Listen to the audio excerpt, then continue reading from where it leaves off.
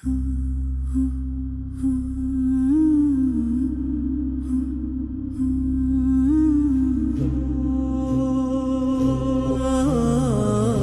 পৃথিবীর বুকে নতুন ভোরের পদধ্বনি,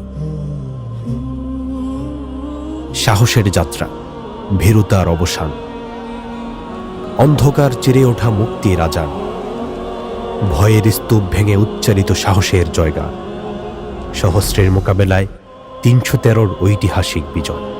যেদিন মিথ্যার দম্ভ ধুলোয় মিশে দাঁড়ালো সত্যের মিনা, ধরার বুকে তৈরি হল শুভ্রতা ও কৃষ্ণতার বিভাজন। কোরআনের ভাষ্যে দিনটি ছিল হক বাতিলের পার্থক্যকারী দিন, দ্য ডে অফ ফুরকান।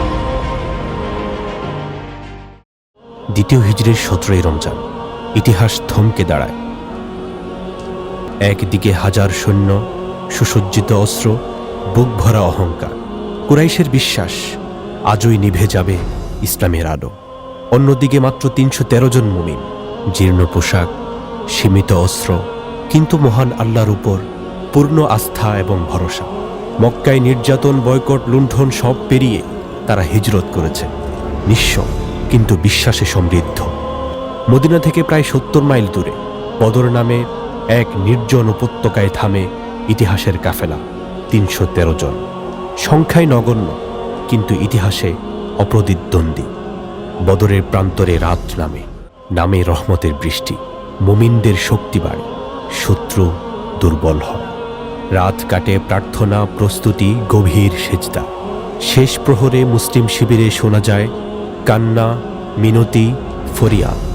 প্রিয় নবী আকাশের দিকে তাকিয়ে বারবার প্রার্থনায় ভেঙে পড়ছেন, হে প্রভু, আজ যদি এই জামাত ধ্বংস হয়ে যায় তাহলে পৃথিবীতে আর কেউ তোমার তাওহীদের পতাকা বহন করবে না।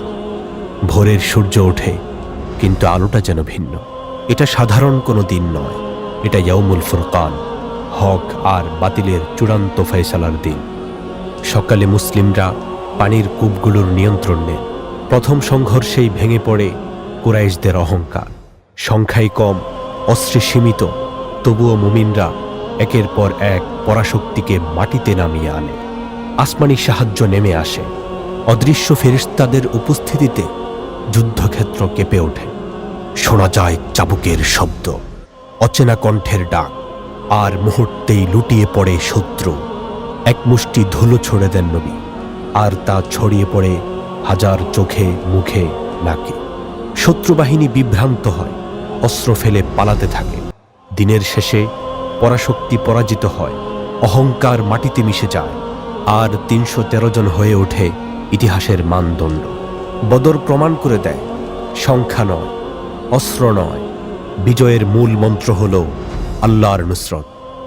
আজও বদরের চেতনায় যদি আমরা জাগতে পারি, সভ্যতা আবার দিক বদলাবে। বদরের পরিবেশ যদি কায়েম করতে পারি, আজও আমাদের সাহায্যে আকাশ থেকে সারি সারি ফেরেশতা অবতরণ করবে।